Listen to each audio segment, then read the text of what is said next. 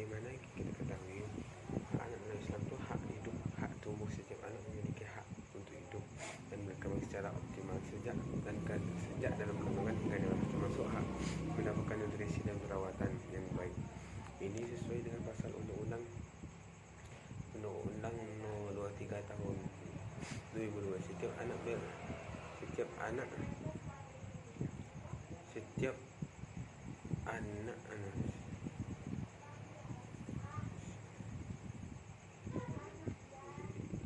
anak berhak untuk hidup, tumbuh, berkembang,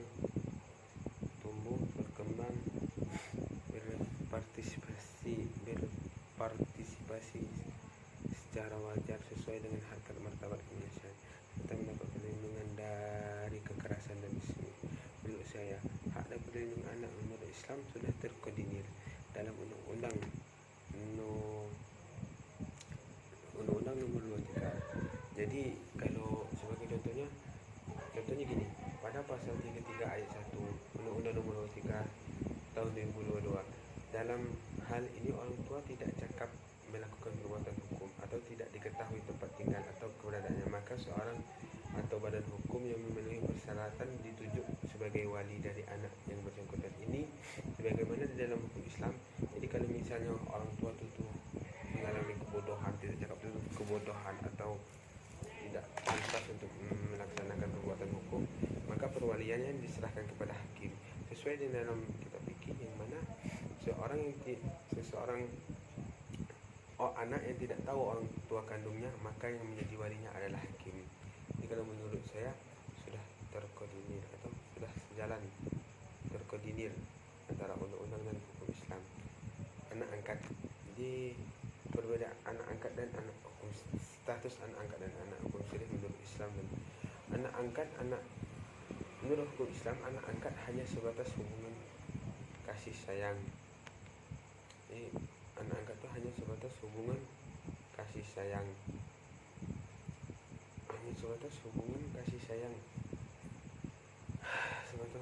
tidak ada hubungan nasab dan tidak ada hubungan waris, dan diganti. Jadi waris anak angkat itu dalam pas undang-undang itu diganti dengan wasiat wajibah. Ini hukum Islam juga digantikan dengan wasiat wajibah. Jadi tidak berhak dia untuk mendapatkan waris, dan sebanyaknya wasiat itu ialah sebanyak 1/3 dari harta yang ditinggalkan. Sedangkan anak nikah siri menurut hukum Islam sah karena terpenuhi syarat dan rukun pernikahannya. Jadi nasab anak nikah siri menurut hukum Islam, ya kalau menurut hukum Islam anak nikah siri itu tetap status kepada ayahnya dan berhak untuk mendapatkan waris, karena tidak ada yang membatalkan pernikahan karena nikah siri kalau menurut hukum Islam. Jadi menurut Undang-Undang tahun 23 tahun 2002 pasal 9, pengangkatan anak dapat dilakukan untuk kepentingan yang terbaik. Pengangkatan anak hanya bisa dilakukan apabila jalan yang terbaik bagi anak menurut orang tua kandung dan mampu mengurus anak-anak tersebut. Jadi kalau misalnya dari pasal ini didapatkan bahwa seorang orang tua yang mengangkat anak itu ialah orang yang mempunyai harta yang berlebih, bisa bertanggung jawab daripada perbuatannya itu untuk menyekolahkan atau untuk merawatkan sesuai dengan pasal perlindungan anak tadi. Nikah siri menurut undang-undang, anak yang dihasilkan dari nikah siri secara hukum tidak sah. Jadi kalau menurut undang-undang, anak yang nikah siri itu tidak sah, maka putus hubungan nasab dengan ayahnya dan tidak berhak mendapatkan waris. Tapi anak nikah siri dianggap anak yang bernasab dengan ayahnya. Jadi bisa ada jalan keluarnya diberikan undang-undang.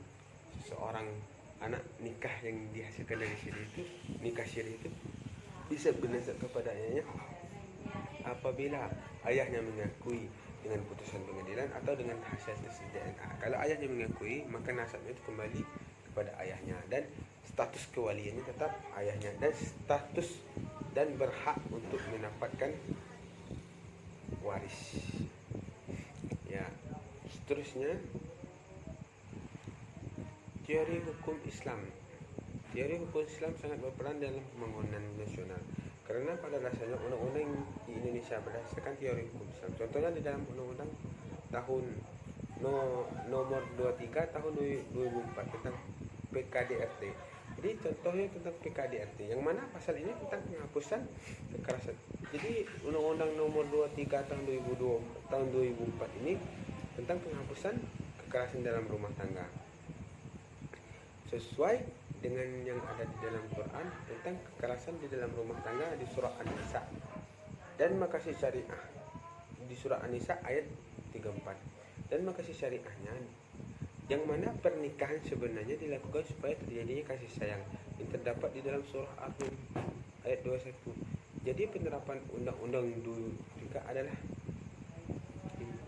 implikasi termasuk dari aplikasi makasih syariah yang mencegah terjadinya kekerasan di rumah tangga, termasuk upaya dalam pembangunan nasional.